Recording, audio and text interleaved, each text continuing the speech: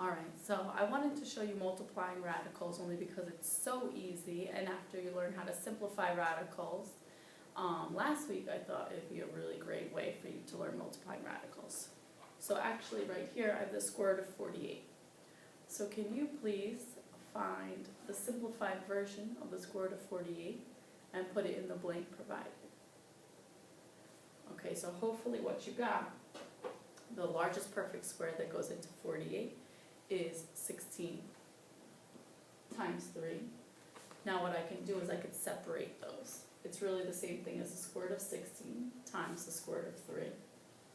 And 16 is my perfect square, so that one is going to be square rooted because the square root of 16 is a whole number, 4. And 3 is going to stay underneath because it is not a perfect square and there's no more perfect squares inside. So the simplified square root of 48 is 4 square root of 3. So now we have multiplying radicals. So it's actually very simple. Before, if we were multiplying in the radical, we would separate and make two different radicals. Here we have two different radicals. What we're going to do is actually bring them together. So we're actually going to change this into the square root of 15 times 6. Now 15 times 6 is 90. You're going to see in the future I'm actually just going to combine those into one together.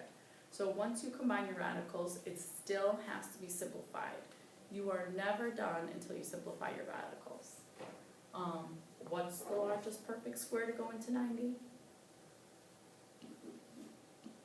9 times 10. And the square root of 9, because that's my perfect square, is 3 square root of 10. So that's the simplified version of the square root of 15 times the square root of 6. Now you might be asking, why didn't I simplify from the start? Now if you look at 15 and think about perfect squares that divide into it, there are none. And if you look at 6, what perfect squares divide into 6? There are none. So this was actually easier to bring them together. Alright, you'll notice this problem is a little bit different. We have numbers on the outside and numbers on the inside. So what you do is actually deal with the numbers on the outside and deal with the numbers underneath the radical. So I can actually multiply. 3 times 2 is 6.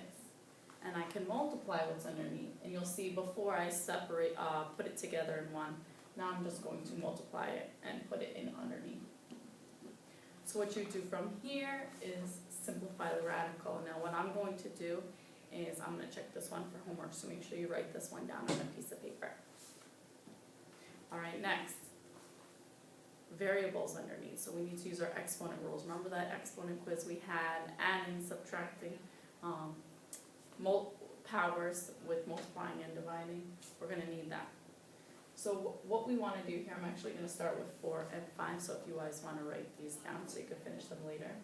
I want to bring these together. Now notice the index here is a cube root, so this is our first cube root. What I'm going to do is I'm going to multiply any numbers outside, there's only 4, and then I'm going to multiply the things inside.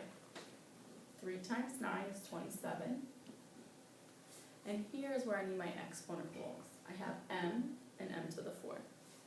Multiplying those. So when you multiply exponents, what do you do with the power? You add the power, so you get m to the 5th. Don't forget to write that index in there, and what you do is simplify this cube root from here. What perfect cube goes into 27? How many groups of 3 can you take out of m to the 5th? So please again, simplify this one for homework. Alright, and down here, I'm going to again combine these. If you look, I have an index here of 2 and an index of 3. Right there, that stops me. Anything on the outside stays on the outside, but you can actually only bring these together if they have the same index. You cannot combine a cube root and a square root together. So this problem, all I can do is simplify what's underneath here, simplify what's underneath here, and then I'm done. So again, always check out the index before you multiply. Down here you can see I have a cube root, so I can combine these together. Alright, good luck on your homework.